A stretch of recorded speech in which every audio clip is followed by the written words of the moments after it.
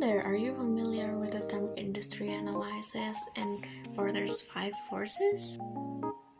If not, then this video is just the one for you. Before we begin, I want to introduce myself. My name is Lady Amalia Devita Idawijaya. You can call me by Lady. So let's slow down a bit and go back to the first question. What is industry analysis? It's a market assessment tool used by businesses and analysts to pretty much understand the competitive dynamic of a certain industry.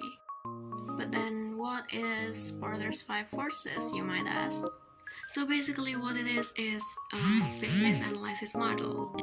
Michael E. Porter find 5 forces that plays a part in shaping pretty much every market in every industry in the world.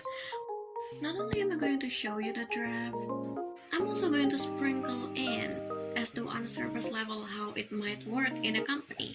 And in this case, I'm going to pick up PT Sepatu Bata TBK in the footwear industry.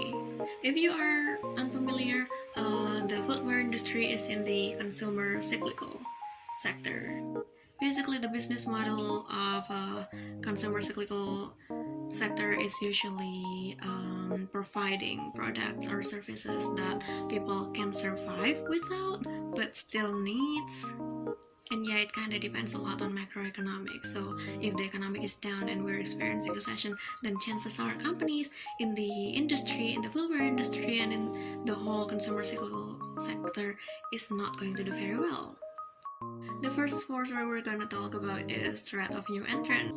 So basically, is it easy for a new business owner to just chime in into the industry? Do they need a lot of time and cost and resources? Usually, if there aren't many barriers and the time and cost needed is not very high, then we will consider the risk of threat of new entrants to be high. But in the footwear industry, I think we can safely say that it really depends. If this new entrance that we're talking about is very resourceful, especially if they're very innovative in the footwear industry, then yes, the risk is very high. And next on the other side is threat of substitute. This goes hand in hand with rivalry among existing competition. Basically, for the already existing businesses and companies in the footwear industry, we need to think about how many numbers of competitors out there, and then like what is the quality differences, and then like other differences, because as we know, customer really when it comes to customer cyclical products, it's really up to preference. And there is also cost of change. How much does it cost for customer to switch to other products? In our case, it would not be a lot.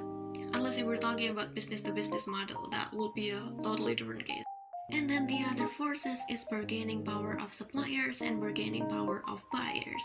It is pretty self-explanatory. For example, in the bargaining power of suppliers, the bigger the number of suppliers out there, the more companies can just choose between suppliers, which means suppliers will be more likely to lower their prices in the negotiation. But they can hold a leverage against our company if their service or their products that they're supplying is unique and cannot be done through other suppliers. But in the bargaining power of buyers, it's pretty much the same thing, except in this case, we are the suppliers.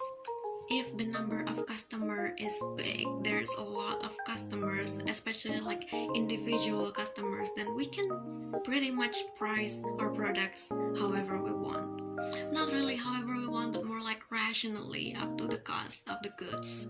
Especially if we're talking about the footwear industry, customers are more likely to be very sensitive to price and price changes. And other than that, company really have to go out of their way to make a difference between their company and other companies, or even keep up with the trend if we're talking about the footwear industry. I would say that the risk of bargaining power of buyer is high and the bargaining power of supplier is low.